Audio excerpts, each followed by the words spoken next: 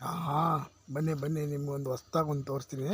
ಹೊಸ್ದಾಗೇನಿಲ್ಲ, ಹಳೇದೆ ನೋಡಿ. ಇಲ್ಲೋದ್ರೆ ನೀವು ಹೇಳ್ತೀರ ಮಶ್ರೂಮ್ ಅಂತ, ಆದರೆ ಇದು ಮಶ್ರೂಮೇ.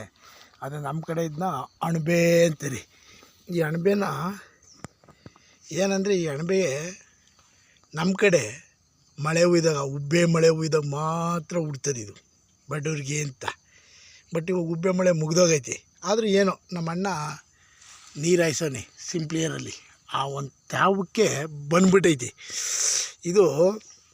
ಅಣಬೆಗಿಂತ ರುಚಿ ಏನು ಕಮ್ಮಿ ಅಂದರೆ ಒಂದು 3 ಎದ್ದವೆ, 3.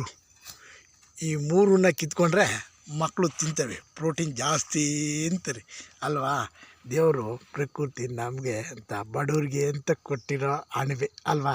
ಕಿತ್ಕೊಳ್ಳೋಣ ಇದನ್ನ ಬಕ್ಕೊಂಡ್ ಕೀಳಬಾರ್ದು, ಹಿರಿಯರು ಹೇಳಿರೋದು